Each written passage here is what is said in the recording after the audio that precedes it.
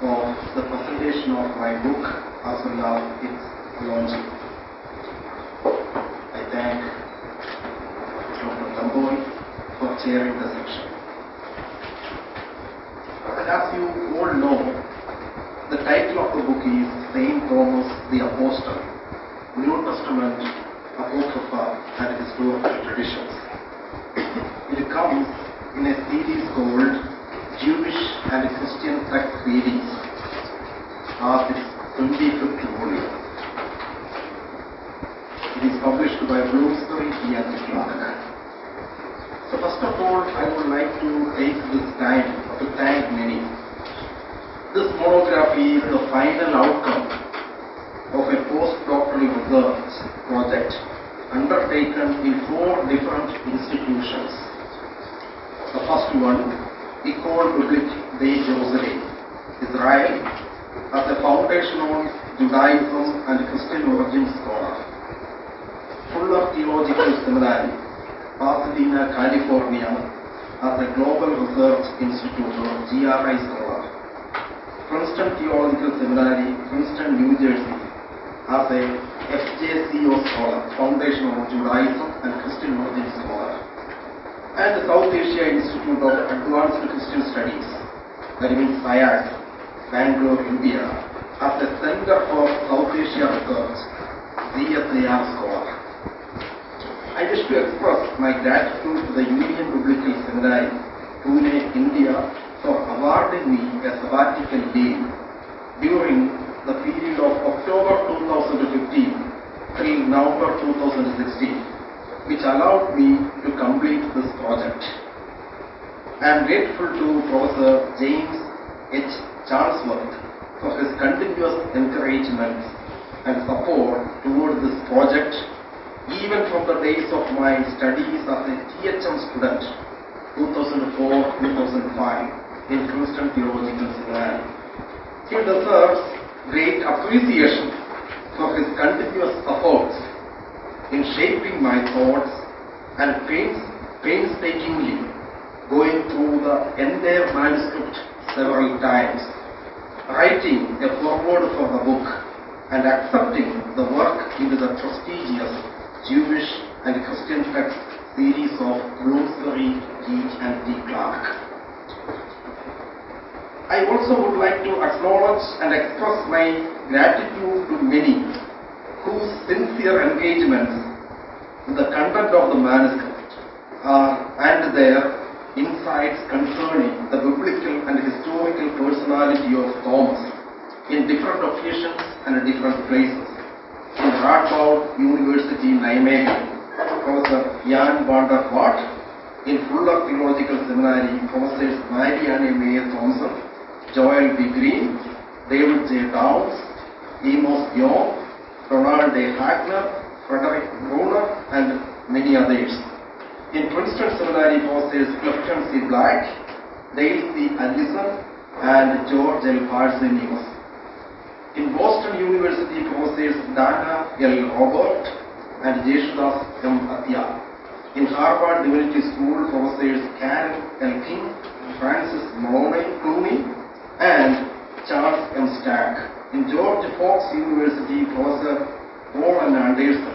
In Yale University, Professor Harold W. Attridge. In Duke University, Professor Mark Woodacre. And in Cambridge University, Professors Richard Bauckham and Simon Gather-Cole. I remain thankful to all of them.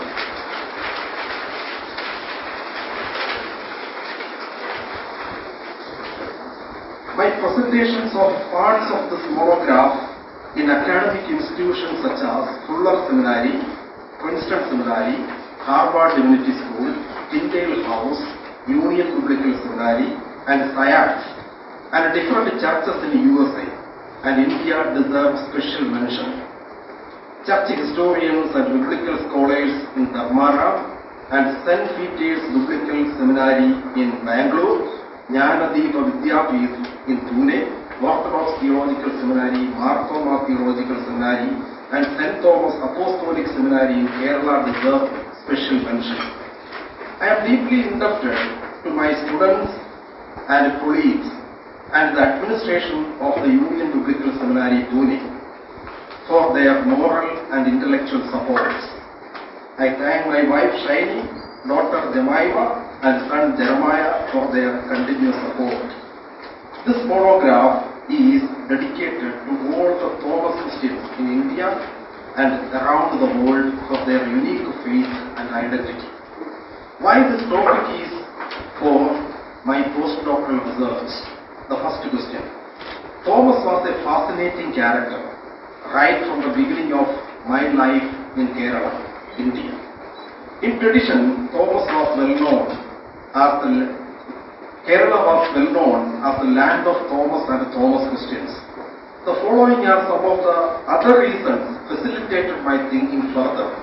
First, as a person who was born in a St. Thomas Syrian Christian family, we always cherished his traditions, and that further created in me a sense of identity as a Thomas Christian.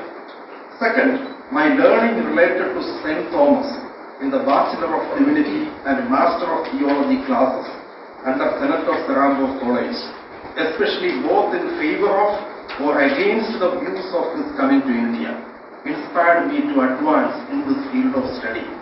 Third, my second Master of Theology, that means THM degree in Princeton Seminary, USA, was a good time to facilitate interactions and discussions with a reputed Thomas scholar, Professor James H. Charlesworth, who motivated me to take up this topic seriously.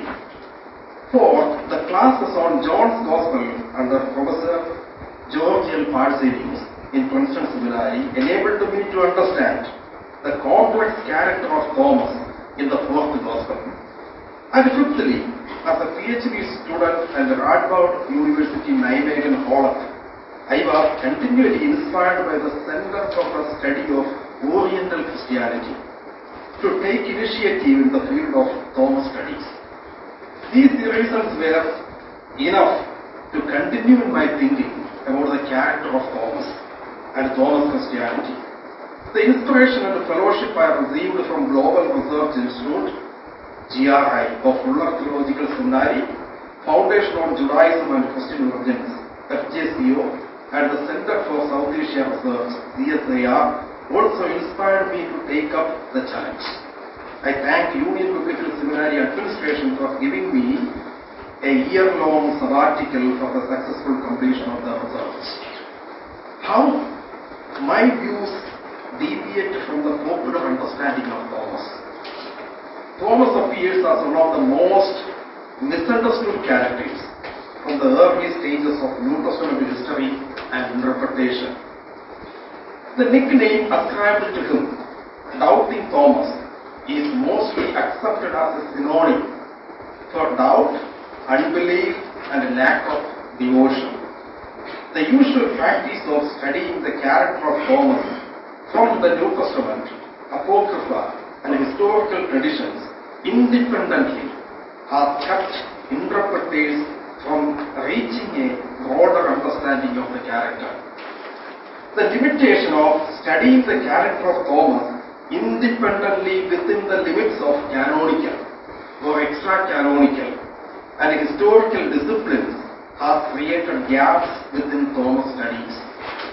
This situation persuades us to review the Thomas literature integratively to understand the character from a broader view.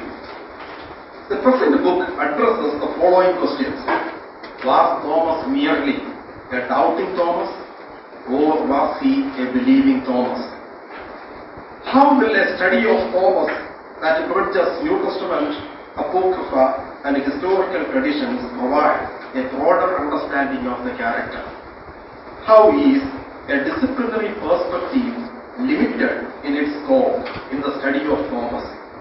And can an interdisciplinary perspective enable us to perceive the character comprehensively? How was Thomas connected to Eastern Christianity? And how does the Thomas literature support this link? Can we understand the Thomas traditions related to Judea, East Syria, Persia, Indo-Parthia, and South India with the help of canonical, extra-canonical, and traditio-historical documents. These questions must be dealt with adequately in the process of exploring the Thomas literature. Thus, the task of the study is threefold. To investigate the development of the Thomas literature from the earliest stages, to understand the peculiar approaches and methodologies of interpreting Thomas documents, and to analyze the Thomas literature integratively to understand the character and his mission and influence. Why the title St. Thomas the Apostle, New Testament Apocrypha and Historical Traditions? The book has a structure of its own, and it incorporates views from the New Testament, especially Johannine understanding of Thomas, his appearance in the apocryphal documents, and the widespread understanding of his personal work in the historical traditions. In view of that, the 10th chapter examines the character of Thomas within the framework of John's Gospel through a narrative critical analysis. In this section, I trace how Thomas appears in the 4 episodes of the Gospel: in chapter 11, in chapter 14, in chapter 20, and in chapter 21, and how the explicit and implicit aspects of the Gospel together bring his character into the limelight. Part 2, that comprises the next 4 chapters, chapters 5 till 8, throws light on how Thomas appears in the Gospel of Thomas, the Book of Thomas the Contender, the Acts of Thomas, and the Infancy Gospel of Thomas, and how the apocryphal documents further advance the Johannine portrayal of Thomas. Part 3, that comprises 2 chapters, the last 2 chapters, chapters 9 and 10, investigates how the historical traditions can be integrated together to build further upon the canonical and extra-canonical details. Chapter 5, 10 attempts to reconstruct a history of the person and work of Thomas by combining the perspectives from the Synoptic Gospels, the 4th Gospel, the Book of Acts, the apocryphal documents, the traditions from the Church Fathers, the communitarian perspectives, and the traditions of the Thomas Christians in India. In the conclusion, I signal how a comprehensive understanding of Thomas becomes possible through scientific readings of all these materials. Next, what methodological principles did I adopt in the research? This monograph is an attempt to expound a holistic understanding of the person and work of Thomas, combining the information about him in the New Testament, the so-called Apocrypha documents, and the historical and traditio-historical materials. The task, therefore, is to identify how Thomas perceived in the Thomas literature. I take up this research with a hope that a dynamic interwovenness of the 3 major layers of documents and traditions provide an overview of his personality. In order to achieve the expected goal, I treat the character of Thomas following an integrated dynamic of interpretation. Reconstructing a history of the character based on the literary, historical, and theological highlights of the Thomas literature will enhance the scope of the study. Furthermore, the study will explore the conceptualization of the twin motif and the significance of the 2 documents such as the living tradition of Malabar and the tomb of Mylapore. In short, the study is an attempt to implement an interdisciplinary analysis as an overarching approach to pull things together in understanding the overall picture of Thomas' character. This analysis contributes to the advancement of a thorough interpretation of the identity of Thomas, both as a literary character and as a historical figure. Thomas' traditions in John, and in the so-called apocryphal works like the Gospel of John, Book of Thomas, Acts of Thomas, Infancy Gospel of Thomas, have long been misunderstood. They have been explained from the perspective of Jesus' disciples who went to the West, especially to Rome. The so-called apocryphal documents were composed long before there was any canon of the New Testament, and they must not be branded as non-canonical. The present monograph examines all the traditions focused on Thomas from an interdisciplinary perspective. The insights and conclusions have proved surprising and challenge the well-known claim that there is no history in some of these very early traditions. Next question. What does this book conclude about the popular view that Thomas is the apostle to the East? The last two chapters provide us with an overview of the Thomas documents from geographically vast areas over a chronologically extended period of time. The details regarding Thomas outlined in the Johannine and the apocryphal documents are further substantiated by the traditions from the church fathers, from historians, travelers, and geographers. Chapter 9 concludes that India had a well-established trade relationship with the rest of the world, even before the beginning of Christianity. Hence, India was not a terra incognita, that means an unknown territory for outsiders during the post-resurrection period. Furthermore, we can now expound how Thomas' apostleship to India was unanimously accepted, consistent, and reasonably early. As Thomas, Indian apostolate was acknowledged over a longer period of time, and there were no convincing contradictory views.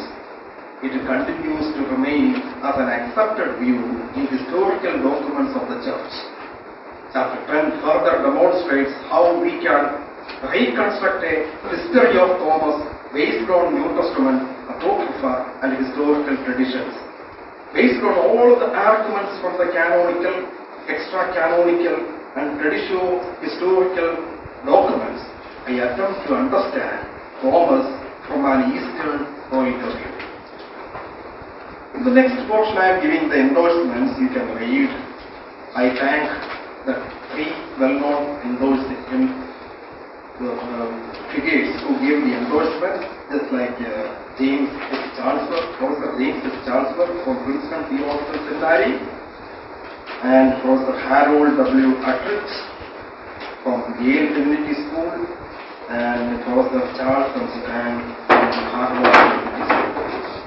Then you can see the structure of my book. Okay, the following pages. So there is a foreword, then acknowledgement, then abbreviation, then the first chapter is all about the methodology and the introductory parts, where I am dealing the rationale, aim, and task, the relevance of the study, Thomas literature and traditions, twin motif of the Thomas literature, methodology of the research, and the plan of the research. Then we move on to the first part, Thomas in the Gospel of John. In the first chapter, I am dealing about from Lazarus' death to Jesus' death. Okay, where Thomas appears as a significant figure. Then in the second chapter, when we come to John chapter 14, there is a conversation between Jesus and Thomas. Okay, that chapter I entitled Knowing the Way. Jesus is revealing to Thomas, I am the way, the truth, and the life. Third chapter is chapter 20. There Thomas is recognizing Jesus as Lord and God. And in the final Johannine chapter, Jesus shows himself on the shore of the Galilean Sea to Thomas and other 6 disciples. Then we are moving on to the second major part of the book, that is Thomas in the Apocryphal documents. The 5th chapter is how Thomas appears in the Gospel of Thomas. In 6th chapter, how he appears in the book of Thomas the Contender. And in the 7th chapter, I am reading about how Thomas is portrayed in the Acts of Thomas. And in the 8th chapter, I am looking at how Thomas comes into the fore in the infancy gospel of Thomas. Then moving on to the last part of the book, that is part 3, where I am looking at Thomas in the historical traditions. In chapter 9, I am looking at the patristic references about Thomas. And in chapter 10, I am trying to reconstruct the history of Apostle Thomas based on all the previous chapters. Then finally, I am pulling all the ideas from all these chapters and trying to formulate a general conclusion. So when I come to the general conclusion, I don't want the entire general conclusion, but of course the first paragraph of the general conclusion. The analysis of the Thomas literature and traditions using an interdisciplinary approach has enabled us to develop a clearer understanding of the literary and historical image of Didymus Judas Thomas. A reader of the Thomas literature can observe the progress of his character in a consistent and persuasive manner by learning how Thomas and his community contributed to the advancement of early Christian theological underpinnings. The study has yielded significant results as it takes into consideration different layers of doctrines, multiple methods, various geographical locations, assorted chronological spans, and several people involved. Through all these, it has been possible to attain certain levels of knowledge concerning the continual impact of the Thomas tradition through many generations of people. The interdisciplinary approach helped first to integrate the literal, historical, and theological aspects related to Thomas. That means with the help of both the synchronic and diachronic methods. Second, it helped to derive knowledge from the scattered traditions.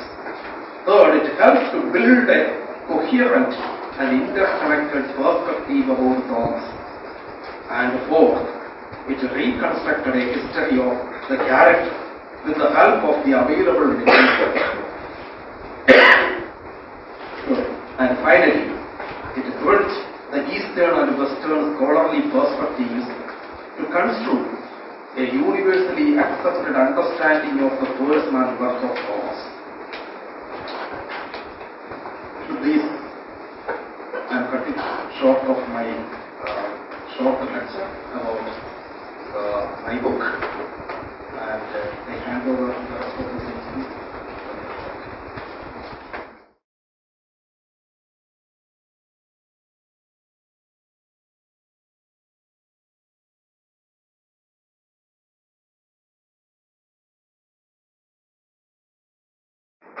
It is time to see the book. So I am sure that you have already seen the cover page. It's already here.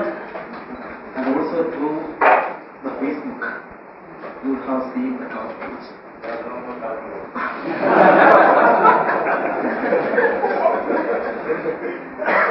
Now I would like to invite our Vice Principal, Dr. Johnson, to come forward and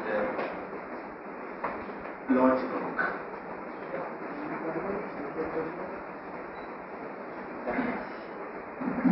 Seeing is believing. Friends, it's a joy and an honor for me to be part of this book releasing of this Dr. Thomas' book.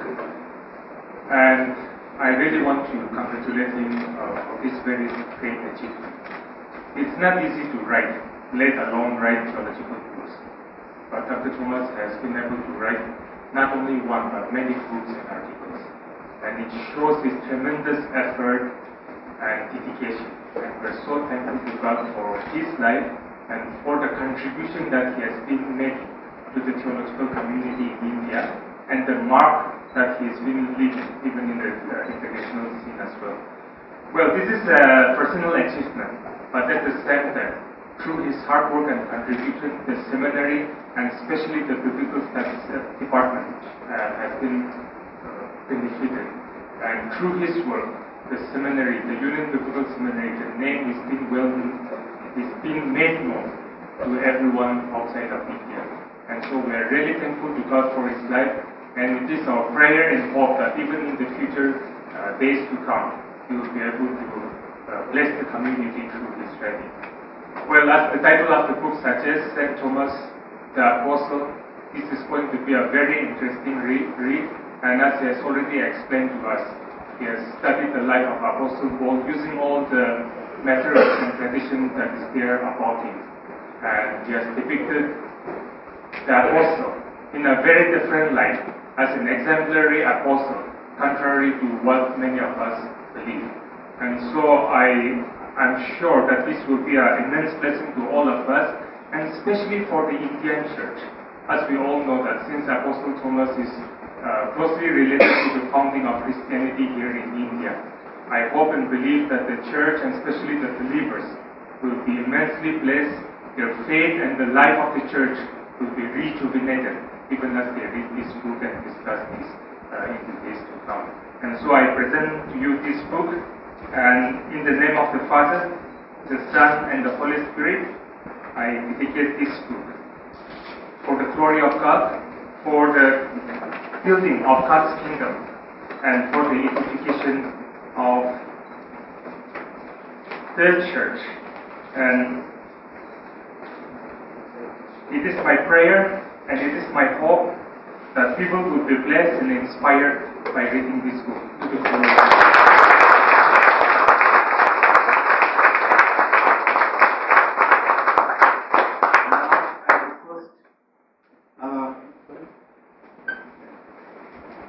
Librarian, Mr.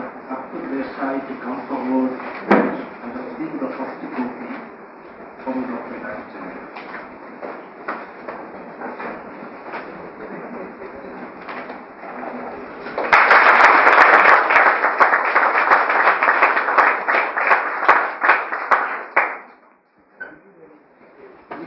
Continue. Seeing is believing. I have seen him in library several times, and I believe that this book our library has contributed. Just a note of encouragement for the faculties who are still seeking and who would like to write books. Okay, you are most welcome to the library. Thank you and God bless you.